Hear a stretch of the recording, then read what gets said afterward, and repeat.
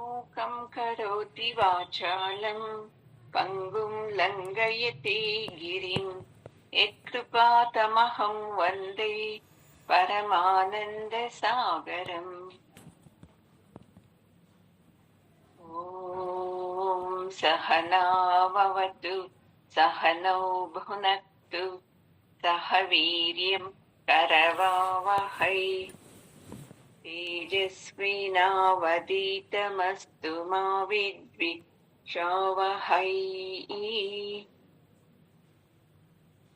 ఓం శాంతి శాంతి శాంతి. అందరూ గురువు గారి పాదాలకు నమస్కారం చేద్దాము. జగద్గురు కృష్ణుని పాదాలకు నమస్కారం చేద్దామండి. ఈరోజు 22వ శ్లోకము. నమే పార్థస్తి కర్తవ్యం త్రిషు లోకేషు కించన నానవాప్తమవాప్తవ్యం వర్త ఏవ చ కర్మణి. అర్జునుడు చెప్తున్నాడు కదా, నాకు యుద్ధం వద్దు, నేను వెళ్ళిపోతాను, ఇది అన్యాయమో అధర్మమో అని. అందుకు పరమాత్ముడు అన్ని శ్లోకాల్లోనూ మనకు జ్ఞాన బోధన చేస్తున్నాడు. అర్జునునికి చేస్తూ, అర్జునుని ప్రతినిధులు కదండి మనమందరూ, మనకు చేస్తున్నారండి. ఈ శ్లోకంలో చెప్తున్నారు, చూడు పార్థ, నేను ఏ పని చేయనక్కర్లేదు. ఈ 3 లోకాలను నాకు ఏమి చేయాల్సిన అవసరమే లేదు. మళ్ళీ నాకు అది కావాలి ఇది కావాలి అని కోరికలు వస్తువులు ఏవీ లేవు. తర్వాత నేను ఏదేదో పొందాలి అనే ఆశ కూడా నాకు లేదు. అయినాను నేను అన్ని పనులను చేస్తూ ఉంటాను. చూడండి ఎంత బాగా చెప్పాడు పరమాత్ముడు. ఈ 3 లోకాల్లోనూ ఏది నాకు చేయాల్సిన అవసరమే లేదు, ఆశలు లేదు, అయ్యో ఇది కావాలి నాకు అనేది కూడా లేదు. అయినా నేను చేస్తూనే ఉన్నాను కర్మలు. అలాగే నీవు అంటే ఇది యుద్ధం చేయటము నీకు వచ్చినటువంటి కర్మ అంటే పని. దాన్ని నువ్వేం చేయాలి? నువ్వు చేయాలి. లేదు నేను చేయను అంటే ఇది అధర్మము. చూడండి ఎంత బాగా చెప్తున్నాడు పరమాత్ముడు. మనం అంతే కదండి, ఒక్కొక్కరి నాకు ఏం పనులు చేసేకి ఇష్టం లేదు, వయసు అయింది, ఇంక ఊరికే కూర్చొనేస్తామా అనిపిస్తుంది అని అనుకుంటాం కదండి. అయినాను మన చేతికి ఏది అవుతుందో మన శక్త్యానుసారం చేస్తూనే ఉండాలి మనం ఎప్పుడూనూ. అంతే. కొంతమంది ఇంట్లో చూస్తాం కదా, వాళ్ళు ఇంట్లో వాళ్ళని బెదిరించి, మేము చేసాం బాగా పనులు, ఇప్పుడు ఈ వయసులో మేము కూర్చుంటాము, మీరు చేయండి చేయండి అని హింసిస్తూ ఉంటారు. అది తప్పు అని వాళ్ళకి అసలు తెలీదు. మనం ఉండే వరకు మనకు ఏది అవుతుందో అంతే, మళ్ళీ అన్ని చేయాలి అని లేదు. ఏ పనులు మన చేత అవుతుందో అది చేయాలి. పరమాత్ముడు ఎంత బాగా చెప్తున్నాడు చూడండి. పరమాత్మునికి అన్నీ ఉంది, అయినాను అతను ఏది మనసులో పెట్టుకోడు, అన్ని చేస్తూనే ఉంటాడు. చూడండి యుద్ధం చేస్తున్నాడు కదా, సాయంకాలం అయిపోతే యుద్ధం నిలిచిపోతుంది. అప్పుడు కృష్ణుడు వెళ్ళి పడుకోవచ్చు కదా. నాతో కాదు, ఈ సారథి పని ఇంకా చాలా అయిపోయింది యుద్ధము అని. ఎంత మహాత్ముడు చూడండి తను. అయినాను వెళ్ళి ఆ గుర్రాలన్నీ స్నానం చేపించి, ఏదన్నా దెబ్బలు తగిలింటి దానికి మెడిసిన్ వేసి, దానికి గడ్డి వేసి, అవి హాయిగా ఉండేలాగా చేసి తర్వాత తను వెళుతూ ఉందంట తన డేరాలకు. మనం చేస్తామా అండి ఇవన్నీ? నా చేత కాదు, నేను చేసేదా? ఈ వయసులో నేను చేసేదా అనేస్తాం. పరమాత్ముడైతే అంత పెద్ద గుణం చూడండి. ఒకవేళ పరమాత్ముడు నేను సారథి అంతే నాది కర్తవ్యము, ఈ గుర్రాల్ని నేను చూసుకోలేను, ఆ రథాన్ని సరిగ్గా చూసుకోలేను అని వెళ్ళిపోవచ్చు కదండి.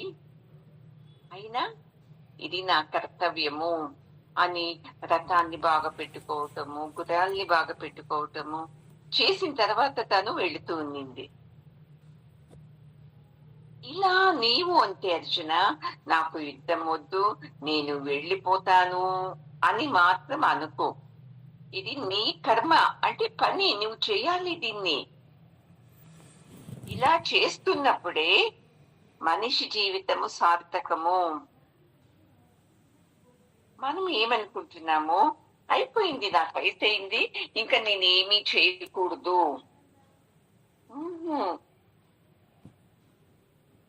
మనము చూడండి, ఏమి పిల్లలకి చెప్తూ ఉంటాము, అది చేయాలి, ఇది చేయాలి అని. కాదు, మనము చేస్తూ ఉండాలి. మనల్ని చూస్తూ వాళ్ళు అనుకరించాలి. చూడండి, ఇది చాలా పెద్ద గుణం. మనం ఏం చేస్తామంటే మనము చేయము, వేరే వాళ్లకు చెప్తాము, ఇది చేయండి, అది చేయండి అని. అందుకే ఇంట్లో మనకు, ఇంట్లో వాళ్ళకు ఫైట్ ఎప్పుడు జరిగేది. అయ్యో ఇలా నేనే చేయాలా అని కోడలుకుంటది, నేనే చేయాలా అని అత్తకు ఉంటది.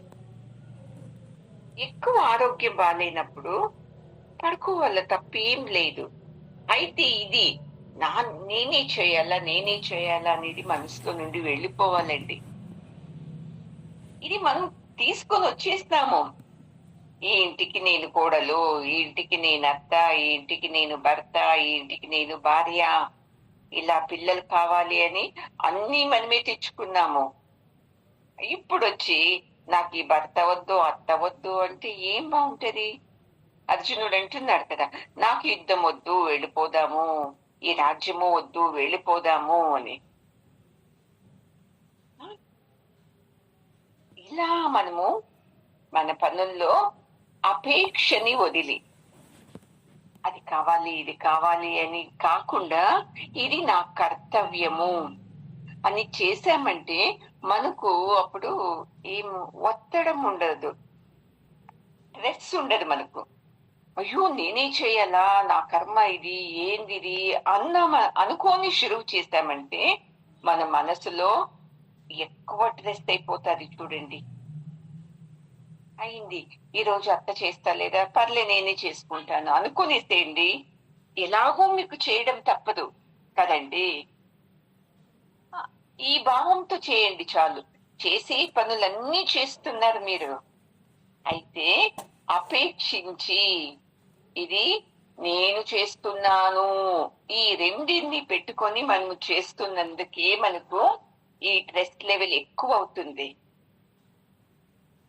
అందుకే మనము ఇలా కాకుండా పరమాత్ముడు ఎలా చేస్తున్నాడో మనము అలాగే చేస్తే బాగుంటది అర్జున అని పరమాత్ముడు చెప్తున్నాడండి. ఒకతోరి కృష్ణుడు పడుకోనున్నప్పుడు రుక్మిణి ఇలా విస్తనకరతో గాలి వీస్తూ ఉంటుందండి. అప్పుడు కళ్ళలో నీళ్లు వచ్చేస్తుంది. అప్పుడు ఏమనుకుంటాడు కృష్ణుడు, అయ్యో ఈ పనులన్నీ చేయాలి అని ఏమన్నా ఇలా బాధపడుతూ నాకు గాలి వీస్తుందో ఏమో అని అంటాడంట.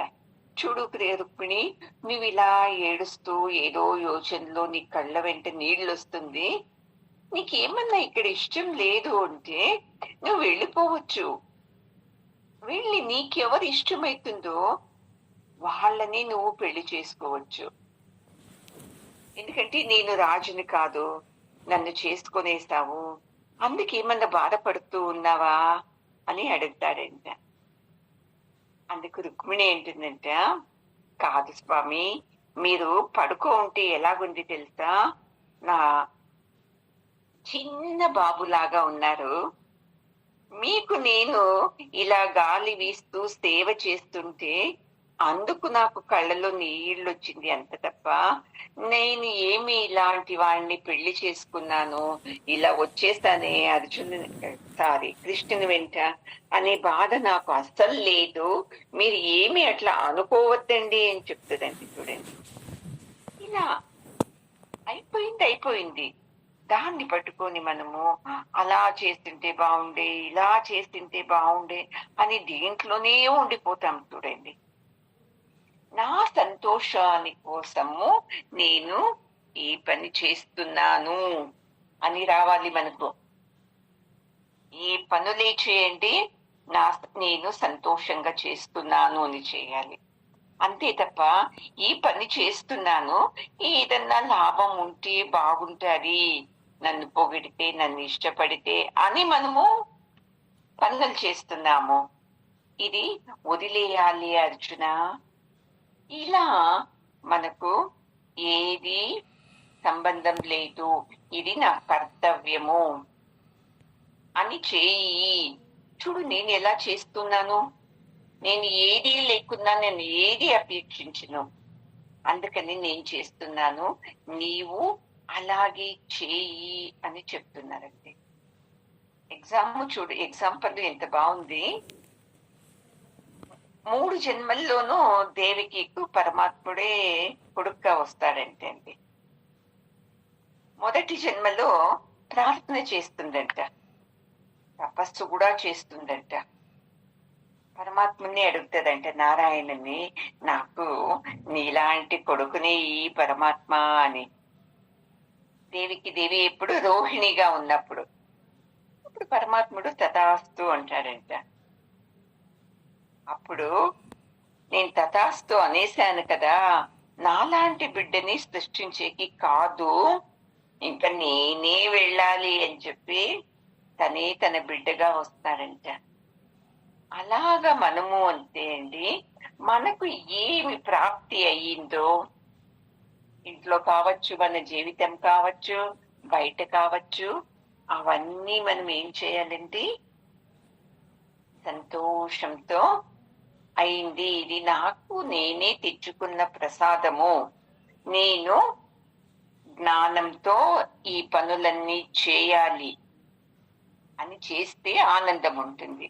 లేదు, అజ్ఞానం ఉంది అనుకోండి, అర్జునుడు ఏడుస్తున్నాడు కదా, నాకు ఈ యుద్ధం వద్దు, నేను వెళ్ళిపోతాను, ఈ రాజ్యమే వద్దు అని ఏడుస్తున్నట్ల మనం ఏమంటాము, ఈ సంసారమే వద్దు, ఈ బిడ్డలే వద్దు, భర్తనే వద్దు అనే స్థితికి రాకూడదండి. మనము ఈ జ్ఞానం అనే యజ్ఞంతో మనం అందరూ పాల్పంచుకోవాలి. ఈ జ్ఞాన యజ్ఞాన్ని చేస్తూ ఉండండి. మనం ఏం లభిస్తుంది తెలుసా, నాలాగా ఆనందంగా ఉండొచ్చు. చూడండి, ఇప్పుడు ప్రతి పనికును ఏదో ఒకటి వస్తుంది కదండి, పూజ చేయాలంటే ఏదో ఒక ఫలం వచ్చే వస్తుంది. అలాగే ఈ భగవద్గీత జ్ఞానాన్ని మనం అందరూ యజ్ఞ రూపంలో చేస్తున్నాం కదండి, అందరికీ మంచిదే అవుతుంది.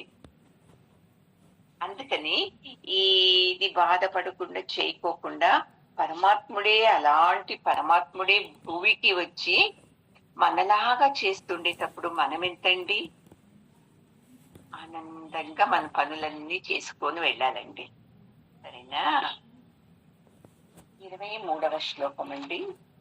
యది యహం న వర్తేయం జాతు కర్మణ్య తన్వితః మమ వర్త్మాను వర్తంతే మనుష్యా పార్థ సర్వశః.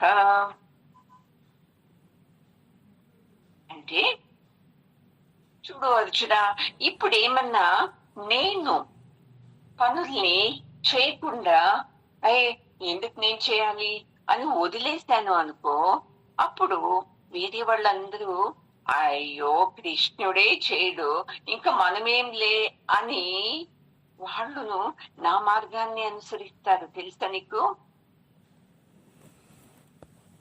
అన్నప్పుడు అర్జునునికి ఆశ్చర్యం అవుతుంది. అవును కదా, ఇప్పుడు చూడండి, మీ ఇంట్లో పెద్దవాళ్ళు మంచి దారిలో నడిస్తే పిల్లలందరూ అదే దారిలో నడుస్తారు. కదా అండి. ఒకవేళ మీ ఇంట్లో పెద్దవాళ్ళనే గలీజ్గా అధర్మంగా నడిస్తే పిల్లలు మంచి దారిలో నడుస్తారా అండి? చెప్పండి. తల్లిదండ్రులు ఎక్కువ ఇంట్లో అబద్ధాల్లో కొట్లాటలు, పిల్లలు ముందే నడిచేది యుద్ధాలన్నీ. కురుక్షేత్ర యుద్ధము అక్కడ నడుస్తది. ఇక్కడ సంసారంలో యుద్ధము భార్య భర్తల నడుమ, అత్త కోడల నడుమ, తల్లి బిడ్డల నడుమ, తండ్రి బిడ్డల నడుమ. ఇక్కడ యుద్ధము ఇక్కడ జరుగుతుంది. అప్పుడు ఇంటి పెద్ద ఇలా వర్తిస్తూ ఉంటే మీరు గౌరవం ఇస్తారా అండి మీ ఇంట్లో వాళ్ళకు? ఇంట్లో అన్యాయం జరుగుతూ ఉంటుంది, ఇంట్లో ఎవరు పనిచేయరు, ఇంట్లో వాళ్ళు ఒకరే చేస్తూ ఉండేది, వాళ్ళు ఊరికే ఉండేది. ఇవన్నీ చేస్తే వాళ్ళ మీద మనకు గౌరవం వస్తుందా? రాని రాదు. అందుకే ఇంట్లో వాళ్ళు అతి ముఖ్యంగా చూసుకోండి, హుందాగా వర్తించాలి. వాళ్ళని చూసి ఇంట్లో వాళ్ళందరికీ అమ్మో మేము ఇలాగుండాలి, మేమేమన్నా అజ్ఞానంతో ఏదేదో మాట్లాడితే తప్పు అనే భావన వాళ్ళకు రావాలి. చూడండి, మనం ఎప్పుడూ ఆదర్శంగా ఉండాలి. చూడండి, మనలో విద్య లేదు, రూపం లేదు, ఏదేదో ఉంటది మనకు కాంప్లెక్స్. ఇవన్నీ వదిలేసేయాలి. ఇలాంటి ఆదర్శాలు మనం పాలించామంటే అందరూ మనల్ని పాలిస్తారండి. అయ్యో ఆమె అలా చేస్తుంది, నేను ఇలా చేయాలి అని వస్తాడండి. వస్తుందా లేదా అండి? లేదప్పా, ఇంట్లో పెద్దతనే తాగుబోతూ తిరిగిపోతూ అబద్ధాలు కోరు అయితే పిల్లలు మంచిగా ఉండేకవుతుందా? భార్య గౌరవిస్తారా? ఆ ఇంటికి వచ్చే కోడలు గౌరవిస్తారా? కదండి. పరమాత్ముడు ఎంత బాగా చెప్తున్నాడు చూడండి. అందుకే నా చేత కాదు, నాతో కాదప్పా అనే మాటని మీరు తీసేయాలి. చూడండి, ఎందుకు కాదండి మీ చేత? అంతా అవుతుంది. ఎందుకు కాదంటే నేనే చేయాలన్నా, ఇంట్లో వాళ్ళు చేయరు. అందుకనేసి మనం ఏం చేస్తాము, నాతో కాదు, నాకు తెలియదు, నేనింతే, మీరు అలాగా, ఈ క్వశ్చన్స్ అన్ని వస్తారు. చూడండి, అది వదిలేసి ఆలస్యం పడకుండా, సోంబేరితనం పడుకోకుండా మన చేతనైనవి చేస్తూ ఉంటే ఇంట్లో వాళ్ళు ఎంత సంతోషిస్తారు. అమ్మా ఇంత చేత కాకున్నాను, వయసు అయినాను, ఏదో చేస్తారు, మేమేమి ఇలాగున్నాము అని మీకోసం వస్తారు. చూడండి, అప్పుడు RSS లో వాళ్ళ పేరు మర్చిపోయానండి. వాళ్ళు కృష్ణ అప్పన ఏమో అనుకుంటాను, మర్చిపోయాను నేను. వాళ్ళ సంఘంలో 40 ఏళ్ళు పని చేశారంటే చూడండి. ఎలా పోయి ఆఫీస్కి వెళ్ళి వచ్చేది కాదండి, ప్రతి ఊర్లకు వెళ్ళాలి. ఎందుకంటే ఇతనే సంఘంలో చాలా ఫేమస్ వ్యక్తి, ముఖ్యమైన వ్యక్తి. అతనుకు ఇల్లే లేదు. చూడండి, పొద్దున్నే 4 గంటలకు లేచి తన కార్యక్రమాలు ముగించుకొని ఆ ఊరికి వెళ్ళేది, ఇంకొక ఊరికి బస్లో ట్రైన్లో వెళ్ళేది, ఇలానే తిరుగుతూ ఉంటారు. చూడండి, అవును, ఈ దేశం కోసం నేను పని చేయాలి, నేను నీతిగా ఉండాలి, నేనే డల్ అయిపోయి నేనే పనులు చేయకోకుంటే ఇంకా ఈ RSS సంఘంలో అందరూ సోంబేరీలు అవుతారు అని. చూడండి, మనము ఎలా ఉంటాము? నాతో కాదు, నేను చేయలేను. అందుకే బాగా తెలుసుకోండి, పిల్లల ముందు ఏ కారణానికి కొట్లాట పెట్టుకోకూడదండి. పిల్లలకి ఏమనిపించాలి తెలుసా?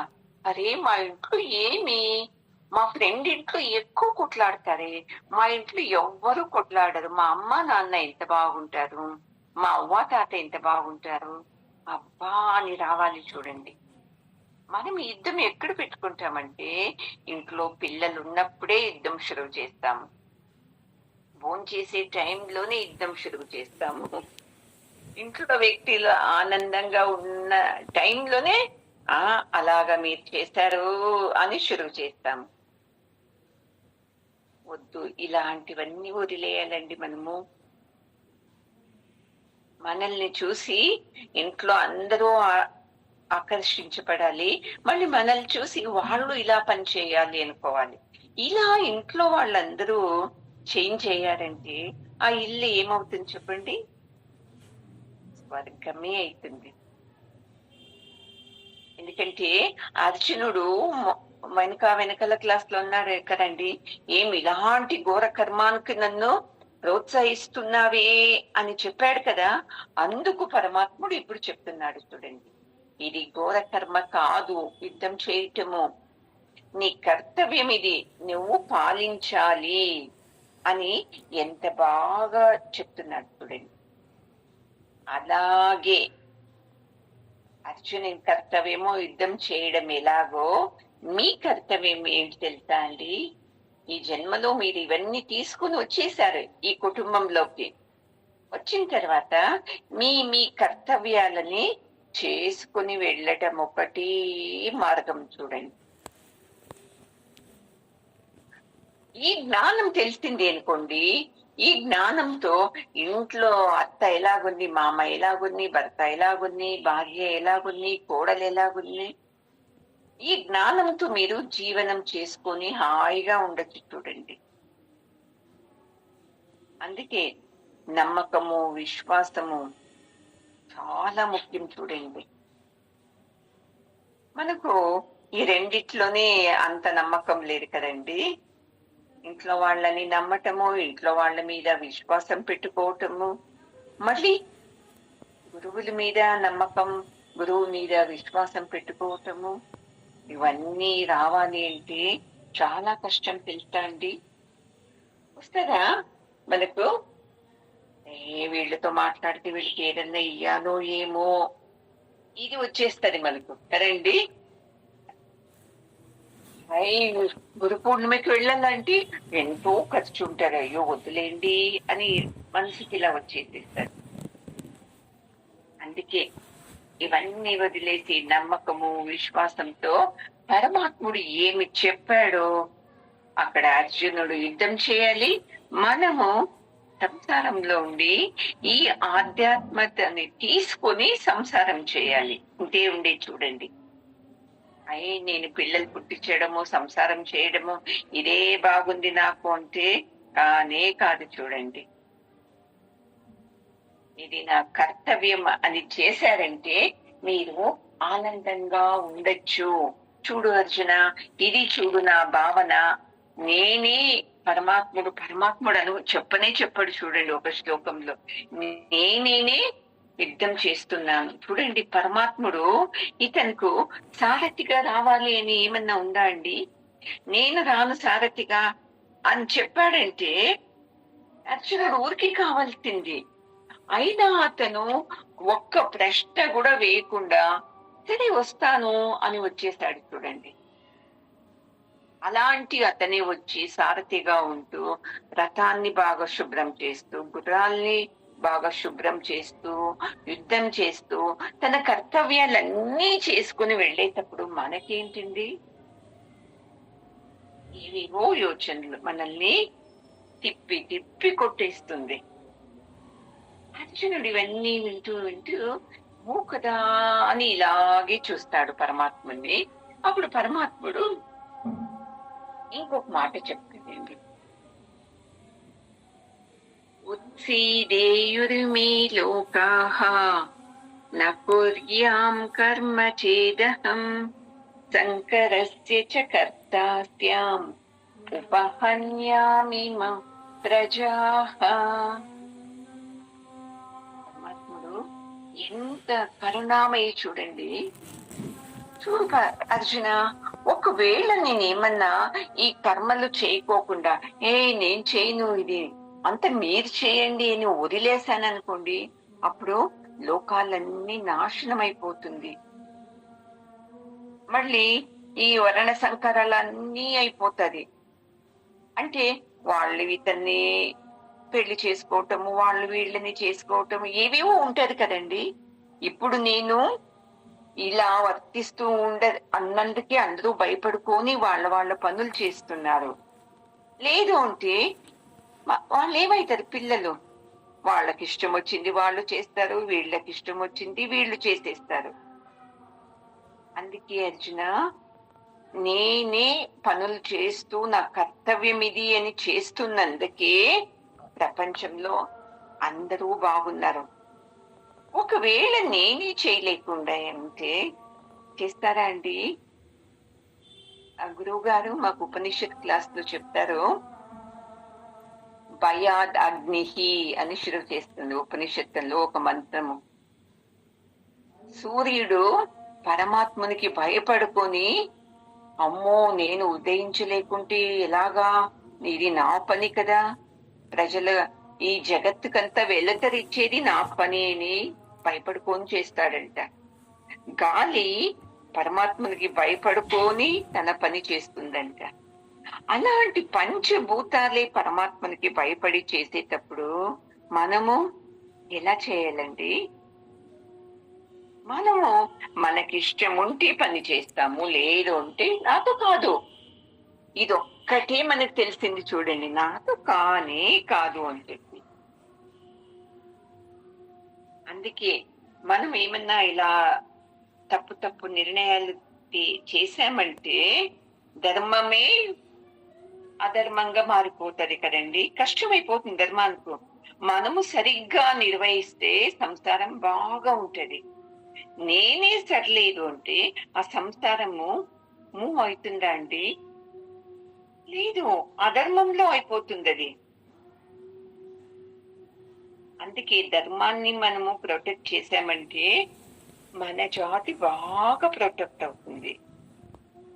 చూడండి, ఇప్పుడు మీ ఇంట్లో మీరు పొద్దున్న లేచి అవన్నీ చేశారంటే, మీ కర్తవ్యాలు చేశారంటే, మిమ్మల్ని ఎవరన్నా చేయెత్తి చూపేకవుతుందా అండి?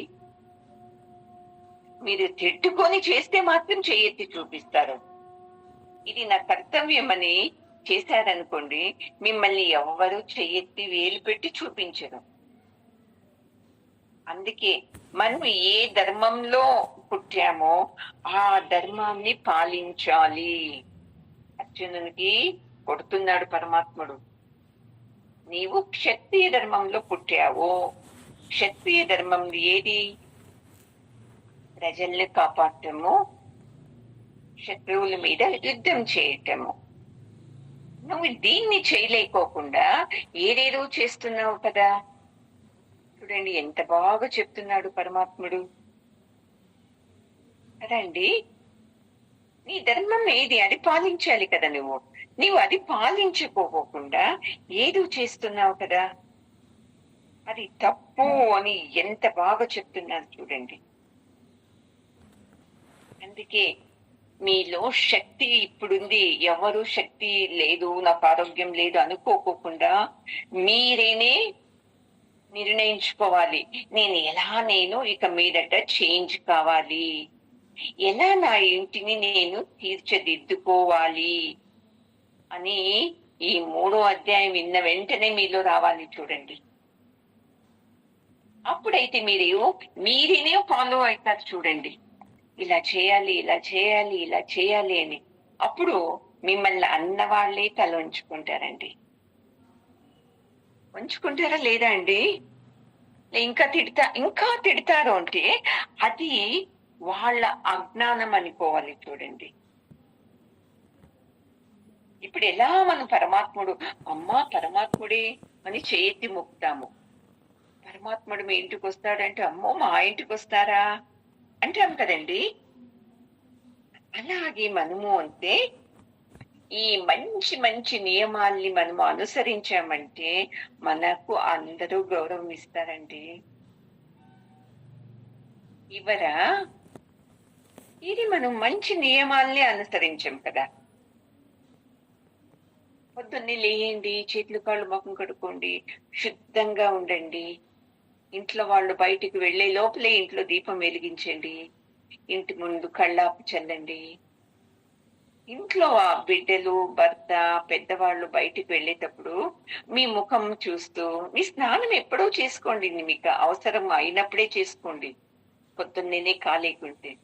అయితే ఇంట్లో దీపారాధన అవన్నీ చూసుకొని, మీ ముఖంలో బొట్టు, మీ తల దువ్వుకునేది బాగా ఉండి, ఇలా మిమ్మల్ని చూస్తూ వెళితే వాళ్ళ మనసు ఎంత ప్రశాంతంగా ఉంటారు కదండీ! పొద్దున్నేనే అరుస్తూ, తిట్టుకుంటూ, పనులు చేస్తూ ఉండేటప్పుడు బయటికి వెళ్ళేవాళ్ళు చిరాగ్గా వెళతారా లేదా? ఇంట్లో ఆడవాళ్ళు ఆనందంగా ఉంటే బయటికి వెళ్ళేవాళ్ళును ఆనందంగానే వెళ్తారు. ఇంట్లో ఉండే ఆడవాళ్ళు కసాపస అంటూ ఉంటే బయటికి వెళ్ళేటప్పుడు వాళ్ళ మనసు అలాగే వెళ్ళిపోతది కదండి. చూడండి పరమాత్ముడు మేమిక్కడ యుద్ధం చేస్తున్నాము, మీరు సంసారంలో యుద్ధం చేస్తున్నారు. మీరు ఇలా ఉండండి. ఎంత బాగా చెప్తున్నాడు చూడండి. మన స్వభావానికి అనుసారము, మన ధర్మ అనుసారము మనము పనులు చేసుకుంటూ వెళ్ళాలి చూడండి. అప్పుడు ఇవన్నీ మన బిడ్డల మీద పరిణామం చూపిస్తది చూడండి. చూడండి ఇప్పుడు మనం ఎంత మందికి గౌరవిస్తాము. అబ్బా దేవుడు లాంటి మనిషి అని. అందుకే ఎవరెవరు అలా ఉన్నారంటే వాళ్ళు ఆదర్శంగా జీవిస్తున్నారు అని అర్థము. మనలాగా వాళ్ళు ఇంట్లో సొంబేరిగా కూర్చోరు. బాగా అర్థం చేసుకోండి మీరు. ఎవరెవరికైతే మీరు ఎక్కువ గౌరవం ఇస్తున్నారో వాళ్ళు మంచి వ్యక్తిత్వంలో పెరుగుతూ అలాగే జీవిస్తూ తామేమి జీవిస్తున్నారో దాన్ని వేరే వాళ్ళకు చెప్తుండే వాళ్ళకి మనం గౌరవం ఇచ్చేది కదండి. లేదు ఎక్కువ డబ్బు ఉంది వాళ్ళతో ఎవరన్నా గౌరవం ఇస్తారా అండి? ఎవరు వీరు ముందు ఇవ్వచ్చు. వాళ్ళు ఎలా సంపాదించారో మాకు తెలీదా అని ఇస్తాం. ఎందుకంటే వాళ్ళు చూసింటాము. అయితే ఈ డబ్బు లేకోకుండా ఉండేను మంచి ఆదర్శంగా జీవించే వాళ్లకు అందరూ చేతులెత్తి దండం పెట్టారు. ఎందుకంటే వాళ్ళు ఈ సంసారం అనే జీవితంలో మేము శుద్ధంగా ఉండాలి అని నిర్ణయించుకొని వేరే వాళ్ళు ఆదర్శంగా తీసుకునేలాగా జీవిస్తారు చూడండి వాళ్ళు. అలాగని నన్ను చూసి మెచ్చుకోని వాళ్ళు, నన్ను చూసి నేర్చుకోని వాళ్ళు అని కాదు వాళ్ళ ఉద్దేశం. నా జీవితమే ఇలాగా అని వాళ్ళు అలాగే ఉంటారు చూడండి. బాగా తెలుసుకోండి. ఏదేదో బట్టలు వేసుకొని, తెల్ల బట్టలు, సన్యాసం కలర్ బట్టలు వేసుకొని, మెడలో ఏది రుద్రాక్షి వేసుకొని, ఇవి సన్యాసం కాదండి. నీ మనసు లోపల ఏ కోరిక లేకోకుండా ఉంటూ పరమాత్ముడు ఎలా తన కర్తవ్యాల్ని నిర్వహిస్తూ ఉంటాడో అలా ఎవరైతే చేస్తూ ఉంటారు చూడండి వాళ్ళు నిజమైన సన్యాసులు. సంసారంలో ఉన్నను వాళ్ళు నిజమైన సన్యాసులండి. ఎందుకంటే వాళ్ళకు ఈ బాహ్యం మీద, వాళ్ళకు లౌకికం మీద వాళ్ళకు ఆశలు ఉండదు. ఈ జన్మ తీసుకున్నాను, సార్థకత చేసుకోవాలి అని వాళ్ళు ఇంట్లో భార్య, భర్త, పిల్లలు అందరినీ పెట్టుకొని పరమాత్మను వైపు వస్తూ పరమాత్ముడు ఎలా చెప్పాడో అలా జీవితం చేస్తూ ఉంటారు చూడండి. ఈ భావనలో మీరు ఏ ఏ కర్మలు అంటే పనులు చేసినాను మీరు చాలా శుద్ధి అవుతారు చూడండి. ఇప్పుడు మీరు చేస్తున్నారు ఇంటి కోసం, మీరేం తక్కువ చేయటం లేదు, చాలా చేస్తున్నారు ఇంటి కోసము. కొంతమంది ఇంట్లో భర్త ఏం పని చేయడు, అయినా భార్యనే కష్టపడి అన్ని చేస్తుంది. అత్తలు ఏం చేయరు, కోడళ్ళే చేస్తారు. కొంతమంది ఇంట్లో అత్తలే చేస్తారు, కోడళ్ళు చేయరు. కొంతమంది ఇంట్లో బిడ్డలే చేయరు, తల్లిదండ్రులే చేస్తారు. అన్ని చేస్తున్నారండి మీరు. అయితే లోపల తిట్టుకుంటూ అయ్యో నేనే చేయాలి, నా కర్మ, నా జీవితం ఇలాగా అనుకుంటూ ఇంట్లో వాళ్ళు మమ్మల్ని ప్రేమించరు కదా అనుకుంటూ చేస్తున్నారు. అంతే వ్యత్యాసం చూడండి. అన్ని చేస్తున్నారు, మీరేం తక్కువలేదు పాపం.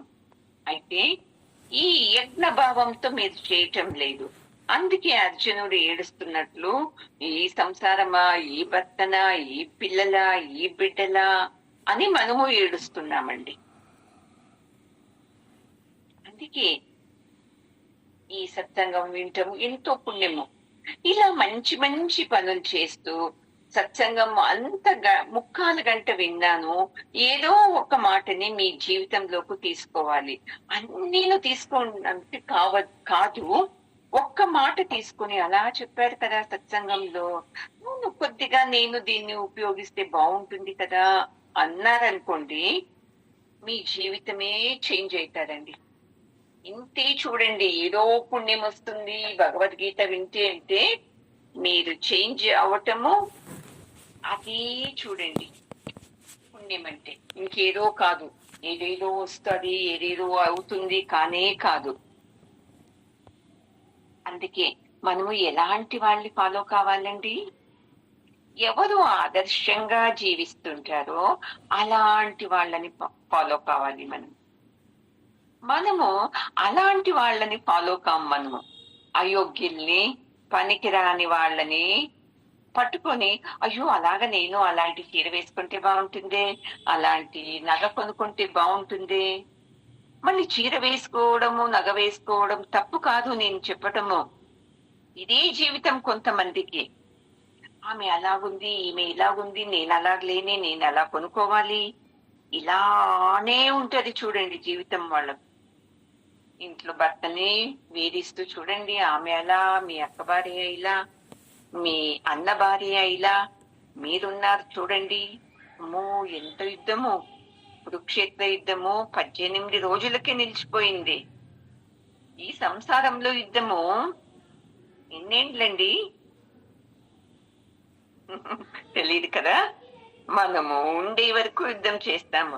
ఎవరికి పుణ్యవశాత్తు ఈ భగవద్గీత జ్ఞానం వెలుగుతుందో లోపల, వాళ్ళు ఆదర్శంగా జీవిస్తారు. చూడు అర్జున, అందుకే చూడు నేను ఎలా పని చేస్తున్నాను, నేను ఇలా ఉన్నాను, నేనేమన్నా వదిలేస్తే ఏమైపోతుంది చెప్పు ఈ లోకమంతా అని పరమాత్ముడు తన ఎగ్జామ్ తీసుకొని అన్ని చెప్తున్నాడండి.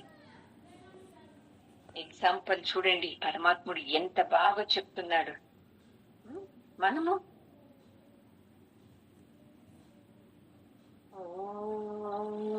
పూర్ణమద పూర్ణమిదం పూర్ణాత్ పూర్ణముదచ్యతే పూర్ణస్య పూర్ణమాదాయ పూర్ణమేవావశిష్యతే. శాంతి శాంతి శాంతి. హరి ఓం. శ్రీ గురుభ్యో నమః. హరి ఓం. గురువు గారి పాదాలకు నమస్కారం చేద్దామండి. జగద్గురు కృష్ణ పరమాత్ముని పాదాలకు నమస్కారం చేద్దామండి.